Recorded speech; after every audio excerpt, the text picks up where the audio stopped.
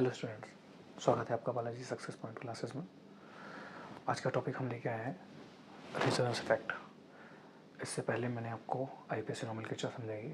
Resonance effect इसलिए important हमारे लिए होता है, जो ऑर्गेनिक की बेसिक्स रिएक्शंस हैं, जो बेंजीन वाली रिएक्शन है, इसमें एरोमेटिक रिएक्शंस होती हैं, उसमें resonance effect mostly important reaction होती है। अगर हम रेजोनेंस इफेक्ट को सही से पढ़ लेंगे तो हमारे पास बेंजीन की मोस्टली रिएक्शंस कंप्लीट हो जाएंगी। तो आज की इस वीडियो में मैं आपके पास एक रेजोनेंस को समझाऊंगा, रेजोनेंस के टाइप्स कितने होते हैं ये बताऊंगा, और ये 12 पे कहाँ यूज़ होगा और 11 पे कहाँ यूज़ होगा ये भी समझाऊंगा। तो बने रहेंगे वीडियो के साथ और देखते रहेंगे बालाजी सक्सेस पॉइंट। तो आज का टॉपिक हमारे पास जो है वो है रेजोनेंस इफेक्ट। तो सबसे पहले हम बात करेंगे व्हाट इज़ द रेजोनेंस। हम पहले ही जानने की कोशिश करेंगे रेजोनेंस क्या होता है। अगर मुझे रेजोनेंस समझ में आएगा तो मैं रेजोनेंस के साथ में रेजोनेंस इफेक्ट भी निकाल लूँगा। रेजोनेंस इफेक्ट कैसे, पहले हम रेजोनेंस फाइंड करते हैं। रेजोनेंस का मतलब क्या होता है, अगर किसी कंपाउंड में, अगर हमारे पास कोई कंपाउंड है, उसका अगर हम स्ट्रक्चर बनाएं और 2 और मोर स्ट्रक्चर बना दें, मगर रिप्रेजेंट फॉर्मूला सेम आ जाए मगर स्ट्रक्चर्स उसके डिफरेंट डिफरेंट हो जाए, ठीक है। तो अगर मैं कंपाउंड बनाऊँ और कंपाउंड के 2 या मोर स्ट्रक्चर से रिप्रेजेंट करूँ तो वो रेजोनेंस स्ट्रक्चर होते हैं। बस पाई बॉन्ड का डिफरेंसेस होता है। जैसे एग्जांपल में हमारे मोस्टली बेंजीन की रिएक्शन थे, तो इसलिए बेंजीन को एग्जांपल में लेंगे। मैंने बनाया बेंजीन। अब बेंजीन में क्या है, ये है अल्टरनेट पाई बॉन्ड्स। इसके पास ये पाई बॉन्ड है, ये पाई बॉन्ड है, ये पाई बॉन्ड है। इसमें अल्टरनेट पाई बॉन्ड होना है जो resonate delocalization of pi electrons कर सकते हैं। डीलोकलाइजेशन का मतलब क्या है, ये एक दूसरे से जहाँ पर स्पेस खाली है वहाँ पर शिफ्ट हो जाता है और नया एक स्ट्रक्चर बना लेते हैं। जैसे मैंने इसको शिफ्ट करा, सपोज मैंने ये वाला बॉन्ड यहाँ शिफ्ट किया, ये वाला बॉन्ड यहाँ शिफ्ट किया और ये वाला बॉन्ड यहाँ शिफ्ट किया। शिफ्ट करने से मुझे एक नया स्ट्रक्चर मिला। वही स्ट्रक्चर इस तरीके से, ये वाले बॉन्ड यहाँ आ गया, ये वाला बॉन्ड यहाँ आ गया और ये वाला यहाँ आ गया। इसका मतलब ये जो पहले स्ट्रक्चर बनाया था मैंने, ये नॉर्मल वाला जिसको मैं दिखाता हूँ, ये कंपाउंड, एक बेंजीन का स्ट्रक्चर ये भी है, एक बेंजीन का स्ट्रक्चर ये भी है, और एक बेंजीन का स्ट्रक्चर आपका, इसको हम अगर ये सर्कुलेट हो रहा है तो हम सर्कुलेट करके ऐसे भी दिखा देते हैं। ये है इसका सर्कुलेट वाला, मैंने इसे सर्कुलेट करके दिखा दिया। तो ये बेंजीन और ये बेंजीन, तीनों बेंजीन के स्ट्रक्चर्स है। बट डिफरेंट क्या है, इन एक ही स्ट्रक्चर्स को, मतलब एक ही कंपाउंड बेंजीन के मॉलिक्यूल को हमने 3 फॉर्म में या 3 स्ट्रक्चर में रिप्रेजेंट किया। तो ये फिनोमिना जो होता है वो इसको हम रेजोनेंस बोलते हैं। और ये तीनों जो बनते हैं, ये तीनों क्या है, एक दूसरे के रिजोनेटिंग स्ट्रक्चर्स है।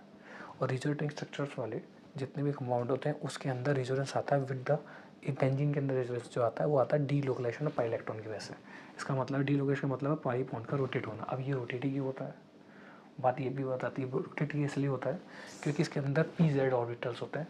ये हमारे पास हकल्स का एक, हकल की एरोमेटिक, हकल का एक थ्योरी है बेंजीन को कैसे डीलोकलाइजेशन पाई इलेक्ट्रॉन होता है, वो हकल की थ्योरी है। ये हमारे पास हाइड्रोकार्बन वाले चैप्टर में नेक्स्ट में, फिर उसकी बात हम आगे हम नेक्स्ट वीडियो में करेंगे। फिलहाल ये कोशिश करेंगे कि हमने ये 3 स्ट्रक्चर बनाए हैं। तीनों स्ट्रक्चर क्या है, तीनों रिजोनेटिंग स्ट्रक्चर है। ये है रिजोनेटिंग स्ट्रक्चर है, क्या है, this is the resonating structure. और रिजोनेटिंग स्ट्रक्चर में सबसे स्टेबल ये वाला लास्ट वाला स्ट्रक्चर है। और ये अगर हम इसको रिप्रेजेंट करते हैं तो ये जो फिनोमेना बन के आता है, जिससे हम इसके 3 स्ट्रक्चर बना रहे हैं, इस फिनोमेना को हम बोलते हैं पाई बॉन्ड की शिफ्टिंग से नया स्ट्रक्चर बन जाना, और नए स्ट्रक्चर बनने के बाद तीनों के नए रिजोनेटिंग स्ट्रक्चर बनाना, इस फिनोमेना को हम बोलते हैं रेजोनेंस। अब बात यह है कि रेजोनेंस आता क्या है, यहाँ तो हमने डीलोकेशन पाई इलेक्ट्रॉन ला दिया, मगर कभी कभी बाहर से कहीं अगर बेंजीन में सब्स्टिट्यूएंट जुड़ जाए, अगर हम कोई भी एक सब्स्टिट्यूएंट जुड़ा, सपोज करें मैंने क्या करा, बेंजीन लिया, बेंजीन के ऊपर हमने क्लोराइड जोड़ा, तो यहाँ पर अगर देखा जाए तो ये बाहर से ग्रुप जुड़ा हुआ है। इस मीन्स ये है कि अगर मैं बाहर से कोई ग्रुप जोड़ दूँ, मैंने ग्रुप जोड़ दिया बेंजीन पे, तो वो जो ग्रुप हो सकता है उसकी वजह से उसके अंदर रेजोनेंस आने लगेगा। किसके अंदर रेजोनेंस आने लगेगा, बेंजीन के अंदर रेजोनेंस आने लगेगा। तो जो बेंजीन के अंदर रेजोनेंस आएगा ग्रुप की वजह से, इन ग्रुप की वजह से, उसको हम बोलेंगे रेजोनेंस इफेक्ट। मगर रेजोनेंस तो है ही है, रेजोनेंस तो इसमें आ ही रहा है, मगर इसमें रेजोनेंस आने का मेन पॉसिबल का जो है पॉसिबिलिटी क्या होगी, मेन पॉसिबिलिटी होगी इसका ग्रुप, जिस ग्रुप की वजह से इसके अंदर रेजोनेंस आ जाएगा। और रेजोनेंस की वजह से इसका जो कंपाउंड है वो पहले ऐसा ना दिख करके बाद में जब दिखाई देगा तो वो लास्ट में ऐसा बन जाएगा। इस मीन्स वो ग्रुप तो रहेगा मगर ग्रुप के साथ में क्या होगा, जो डबल बॉन्ड थे वो यहाँ शिफ्ट हो जाएंगे। इसका मतलब ये पहले से ऐसे में कन्वर्ट हो जाएगा। अगर वो स्टार्टिंग में ऐसा है और लास्ट में ऐसा कन्वर्ट हो रहा है तो इसका मतलब उसमें रेजोनेंस आ रहा है, और रेजोनेंस आ रहा है वो किसकी वजह से आ रहा है, ग्रुप की वजह से आ रहा है। अब जो ग्रुप आता है उसकी वजह से रेजोनेंस आना, ये होता है रेजोनेंस इफेक्ट। इट्स मीन हमने रेजोनेंस देखा और रेजोनेंस से हमने क्या निकाल लिया, रेजोनेंस इफेक्ट निकाल लिया। अब जो रेजोनेंस इफेक्ट आया वो मोस्टली किस वजह से आया है, वो ग्रुप की वजह से। और ग्रुप हमारे पास दो टाइप के होते हैं। कौन कौन से ग्रुप होते हैं हमारे पास, एक होता है electron donating group, donating group. एक हमारे पास कौन सा है, electron donating group. Electron donating group का मतलब क्या है, इलेक्ट्रॉन को डोनने वाला, इलेक्ट्रॉन को दूसरे को, अब इसमें से अगर वो इलेक्ट्रॉन आ रहे हैं वो तो नीचे को डोनेट कर देगा, इसका मतलब इसके पास एक्स्ट्रा में इलेक्ट्रॉन होंगे, वो नीचे कार्बन को डोनेट कर देगा, तो उसे हम इलेक्ट्रॉन डोनेटिंग ग्रुप बोलेंगे। ठीक, जैसे में एग्जांपल कौन कौन से आते हैं इलेक्ट्रॉन डोनेटिंग ग्रुप में, वो हमारे पास है एग्जांपल में OH ग्रुप, हाइड्रोक्सी ग्रुप इसी में आ जाता है, मैथाइल ग्रुप भी इसी में आ जाता है। मैथाइल ग्रुप के बाद हमारे पास ग्रुप NH2 ग्रुप, वो भी इसी में आ जाता है। और कोई भी जैसे हैलाइड ग्रुप, मैंने क्लोराइड ले लिया, ये वाले, ये भी हमारे पास एग्जाम्पल पे आ गया। तो ग्रुप में क्या हो गया, OH group, CH3 group, NH2 group और Cl ग्रुप, ये कंपाउंड में अगर इंडिकेट हो गए तो इंडिकेट का मतलब वो कौन सा है, इलेक्ट्रॉन डोनेटिंग ग्रुप है। इट्स मीन अगर मान लो मेरे पास अगर दूसरा कंपाउंड है, दूसरा ग्रुप कौन सा होता है, दो टाइप के ग्रुप होते हैं। ग्रुप नंबर 1 था मेरे पास इलेक्ट्रॉन डोनेटिंग ग्रुप, दूसरा कौन सा होता है, electron withdrawing group, electron withdrawing group. Electron withdrawing group का मतलब क्या होता है, वो ग्रुप जो इलेक्ट्रॉन को खींचेगा। अगर इलेक्ट्रॉन को खींचने वाले ग्रुप वो कौन कौन से आते हैं, वो हमारे पास होते हैं NO2 ग्रुप, NO2 ग्रुप होता है इलेक्ट्रॉन विथड्रॉइंग। फिर हमारे पास C double bond OH aldehyde group, aldehyde group के साथ में हमारे पास आता है C डबल बॉन्ड O और O कीटोन ग्रुप। फिर उसके बाद हमारे पास आता है C डबल बॉन्ड O और OH ग्रुप। इट्स मीन ये ग्रुप ऐसे हैं जो इलेक्ट्रॉन विथड्रॉइंग है, इलेक्ट्रॉन खींचेंगे, जिसकी वजह से हमारे पास कौन सा आएगा, रेजोनेंस इफेक्ट आएगा। अब इन दोनों ग्रुपों की वजह से रेजोनेंस आता है, तो वो दो टाइप का आता है। रेजोनेंस पहले वाले की वजह से आता है, उसे हम प्लस आर इफेक्ट बोलते हैं, प्लस रेजोनेंस इफेक्ट। और जो नीचे वाले की वजह से आता है वो आता है माइनस आर इफेक्ट, मतलब इसे हम बोलते हैं नेगेटिव रेजोनेंस इफेक्ट। तो अब बात ये है कि ये पॉजिटिव आर इफेक्ट और नेगेटिव आर इफेक्ट कैसे आया, तो ये किस ग्रुप में कैसे कंबाइंड हो रहा है, ये रेजोनेंस इस कंपाउंड में बेंजीन के अंदर कैसे लेके आ रहा है, यही हम इस वीडियो में देखने की कोशिश करेंगे। तो बने रहें, आगे हम देखेंगे पहले कैसे रेजोनेंस आया। रेजोनेंस के लिए स्टार्टिंग किया करी हमने, पहले सपोज हमने एग्जांपल लिया, हमने लिया क्लोरोबेंजीन का। ठीक है, क्लोरोबेंजीन एग्जांपल में क्या करता है, क्लोरोबेंजीन जैसे मैंने एग्जांपल क्लोरो में लिखा है डोनेटिंग ग्रुप में, ये है क्लोरोबेंजीन। क्लोरोबेंजीन क्या करता है, क्लोरोबेंजीन इसका काम करता है इलेक्ट्रॉन डोनेटिंग ग्रुप का काम करता है। इलेक्ट्रॉन डोनेटिंग ग्रुप में कौन है, क्लोराइड है। ये जो ऊपर ग्रुप लगा है Cl ग्रुप, ये क्या है, इलेक्ट्रॉन डोनेटिंग ग्रुप। क्यों है, क्योंकि हमें पता होना चाहिए सबसे पहले इसकी वैलेंसी के इलेक्ट्रॉन कितने होते हैं। ये आता है कार्बन नंबर 7, ये क्लोराइड आता है, इसका एटॉमिक नंबर होता है 17, कॉन्फिगरेशन इसका आता है 287। तो लास्ट में कितने इलेक्ट्रॉन होते हैं, लास्ट में इसके पास होते हैं 7 इलेक्ट्रॉन्स। और 7 इलेक्ट्रॉन्स होते हैं, तो 7 को मैंने क्या करा, एक तो हमने बॉन्ड में दिखाया जो कार्बन के साथ बॉन्ड में आया, बाकी का 1 2 3 4 5 6 7 6 इलेक्ट्रॉन जो है, 3 पेयर इलेक्ट्रॉन, वो क्या है हमारे पास, वो हमारे पास पेयरिंग पे है, मतलब लोन पेयर है, 3 लोन पेयर है इसके पास में। ठीक, जो अकेले बॉन्ड नहीं बना रहा है, तो वो वाले क्या करता है, ये इलेक्ट्रॉन डोनेट कर देता है नीचे वाले कार्बन को। अब बात ये है कि नीचे वाले कार्बन को डोनेट क्यों कर देता है, जबकि ये तो नेगेटिव का चार्ज वाला होता है, फिर भी इलेक्ट्रॉन डोनेट कर रहा होता है। ये डोनेट क्यों कर रहा होता है, इसका मेन रीज़न क्या है, इसका कंडीशन यह है कि यहाँ पर कार्बन जो है, ये कार्बन sp2 नेचर का हो जाता है। कौन से नेचर का हो जाता है, sp2 नेचर का। अब sp2 नेचर कार्बन से क्या डिफरेंस पड़ेगा, वो भी ध्यान से देखेंगे। एक्चुअल में क्या है, हमारे पास 3 टाइप के बॉन्ड होते हैं, हमारे पास हाइड्रोकार्बन के 3 टाइप होते हैं। एक हमारे पास है जो उसमें कार्बन कार्बन सिंगल बॉन्ड होते हैं, वो हाइड्रोकार्बन, जिसे हम नॉर्मली एल्केन बोलते हैं। एक आता है कार्बन कार्बन डबल बॉन्ड, इसको हम बोलते हैं एल्कीन बोलते हैं। और कार्बन कार्बन ट्रिपल बॉन्ड, जिसको हम एल्काइन बोलते हैं। एक्चुअल में क्या होता है, इन तीनों के अकॉर्डिंग हमारे पास इसके अंदर जब भी बनता है, वो बनता है हमारे पास 4 सिग्मा बॉन्ड, इसका मतलब sp3 हाइब्रिडेशन, इस पर बनता है हमेशा sp2 हाइब्रिडेशन 3 सिग्मा बॉन्ड की वजह से, और इसमें बनता है सिर्फ sp हाइब्रिडेशन। तो एक्चुअल में क्या होता है, जितने हाइब्रिडेशन में sp करेक्टर, अगर p करेक्टर जो होता है वो हमारे पास इनडायरेक्टली क्या हो जाए, अगर बढ़ जाए, वो p करेक्टर घट जाए और s करेक्टर बढ़ जाए। इसका s करेक्टर ज़्यादा है, वो s करेक्टर कम है, p करेक्टर ज़्यादा है। इसका क्या है हमारे पास एस करेक्टर बढ़ गया है और पी करेक्टर छोटा हो गया है, ऐसे ही इसमें ई पी एस करेक्टर और बढ़ गया है, पी करेक्टर छोटा हो गया। तो इसका मतलब इस कंडीशन में जहाँ एस करेक्टर बढ़ता है वहाँ इलेक्ट्रोनिगेटिविटी इंक्रीज हो जाती है कार्बन की। Electronegativity increases when S character increases N character बढ़ने से क्या होता है, नेगेटिविटी बढ़ जाती है। तो इट्स मीन इसका मतलब एस करेक्टर इससे ज़्यादा है तो इसकी नेगेटिविटी बढ़ गई। इट्स मीन अगर मान लो मैं SP3 वाला देखूँगा और SP2 वाला देखूँ तो एस करेक्टर किसमें ज़्यादा है, SP2 करेक्टर में, और वही SP2 करेक्टर यहाँ शो कर रहा है, जिसकी वजह से जो इलेक्ट्रॉन है वो नीचे जाके नीचे पेयर में शिफ्ट हो जाएंगे। इलेक्ट्रॉन पेयर अगर नीचे जाके शिफ्ट होंगे तो इस मीन्स ये कुछ ऐसा बन जाएगा। बेंजीन आया, बेंजीन के ऊपर ये वैसा ही है, और यहाँ पर आपकी जो है इलेक्ट्रॉन पेयर कैसे करें, मैंने 1 2 3 4 एक पेयर मैंने नीचे दिखा दिया। अब बात यह है कि अगला जब मैं इसको पेयर को नीचे दिखाऊंगा तो नीचे पेयर का बॉन्ड बनना स्टार्ट हो जाएगा। बट अब ये पेयर नीचे कैसे गया, बॉन्ड कैसे ब्रेक होगा, इसके लिए एक थ्योरी दिखाता हूँ मैं आपको जिससे आसान पड़े, ये चीज़ समझ में आ जाएगी। देखें क्या है, सपोज़ करें मेरे पास एग्जांपल लिखा हुआ है कार्बन, ये कार्बन कार्बन मेरे पास गया है सिंगल, फिर कार्बन कार्बन डबल बॉन्ड है, फिर मैंने क्या कर रखा है उसके साथ में एक क्लोराइड ले रखा है। इसी का एग्जांपल मैं समझाता हूँ। मैं नॉर्मली इस पाई बॉन्ड की शिफ्टिंग बताता हूँ कैसे होगी, फिर जब पाई बॉन्ड की शिफ्टिंग आएगी समझ में तो क्लियर हो जाएगा।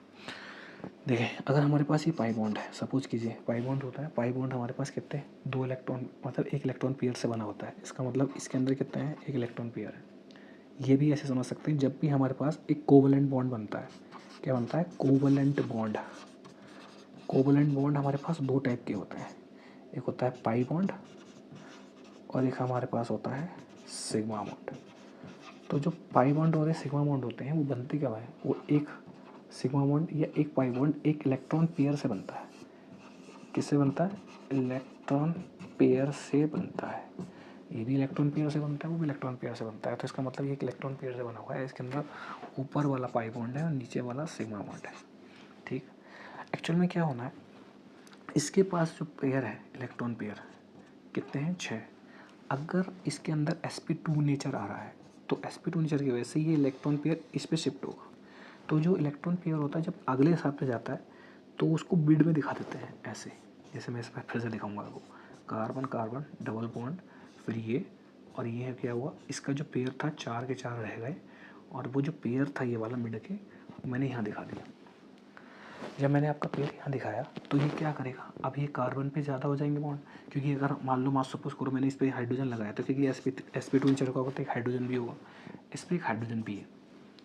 अगर ये हाइड्रोजन तो इसका मतलब इस पर बॉन्ड कितने हो गए, 1 2 3 4 5, ये एक बॉन्ड और बनाना है, 5 बॉन्ड हो गए पेयर के आने की वजह से। तो अब क्या करेगा, ये 5 बॉन्ड को स्टेबल नहीं मानेगा, स्टेबल हटाने के लिए ये अगले वाले जो पाई इलेक्ट्रॉन से वो अगले वाले कार्बन पे शिफ्ट कर देगा। जब अगले कार्बन पे शिफ्ट करेगा तो ये कुछ ऐसा हो जाएगा, कार्बन कार्बन डबल बॉन्ड, फिर ये सिंगल बॉन्ड रह जाएगा, एक H आ जाएगा, यहाँ डबल बॉन्ड Cl बन जाएगा, और जब इस पर शिफ्ट करेगा तो यहाँ क्या होगा, यहाँ पर नेगेटिव चार्ज और इलेक्ट्रॉन आ जाएंगे। समझ में आ रहा है, इट्स मीन यहाँ पर बॉन्ड हो गया स्टेबलाइज, ये वाला इलेक्ट्रॉन है, अब क्या है, ये वाला अगले वाले पे, ये क्या करेगा, इस वाले पे अगले वाले पे ट्रांसफ़र करेगा, ये वाला इलेक्ट्रॉन पेयर अगले वाले पे ट्रांसफ़र होगा, जिससे ये डबल बॉन्ड यहाँ बन जाएगा। मैं वो चीज़ का दिखा रहा हूँ, देखो ध्यान से देखना, ये कार्बन कार्बन क्या हुआ, ये इलेक्ट्रॉन ऐसे रहे, ये ऐसे रहे, एक H ऐसे रहा, डबल बॉन्ड Cl आ गया। अब क्या हुआ, जो इलेक्ट्रॉन पेयर था ये वाला यहाँ शिफ्ट हुआ, ये यहाँ आ गया। अब जब यहाँ आया तो इसका मतलब है ये वाले क्या है, ये दोनों मिलके क्या बना गए, ये कार्बन कार्बन डबल बॉन्ड बना गए, और ये हो गया H और ये डबल बॉन्ड Cl।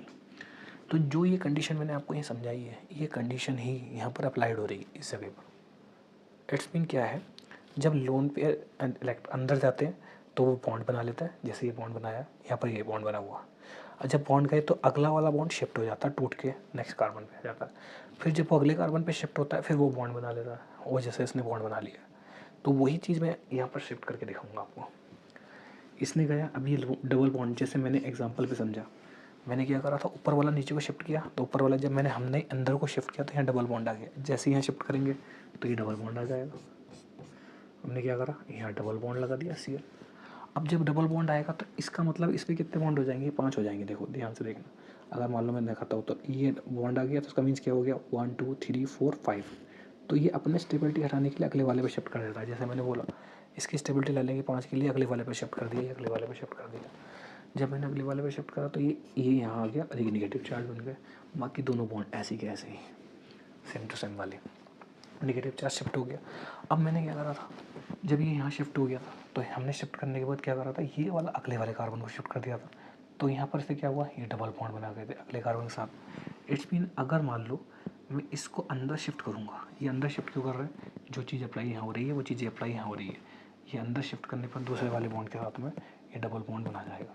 तो डबल बॉन्ड बना देते हैं अगले वाले के साथ में। हमने क्या करा, ये फिर क्लोराइड लगाया, लगाने के बाद उसके बाद हमने क्या करा, ये हमारे पास हो गया नेगेटिव और ये अंदर शिफ्ट हो गया कि यहाँ आ गया, तो पहला वाला यहाँ है। होना क्या है, जब ये इलेक्ट्रॉन ऊपर से ध्यान रखना, जब ऊपर से इलेक्ट्रॉन शिफ्ट होते आ रहे हैं तो इसका मतलब क्लोराइड पे कितना आ रहा है, हमेशा पॉजिटिव चार्ज आ जाएगा। सब क्लोराइड पॉजिटिव चार्ज वाले होंगे, उसके पास कितने बचे होंगे, 2 लोन पेयर, हमेशा 2 लोन पेयर। पॉजिटिव चार्ज वाले भी आएंगे और 2 लोन पेयर शिफ्ट होंगे।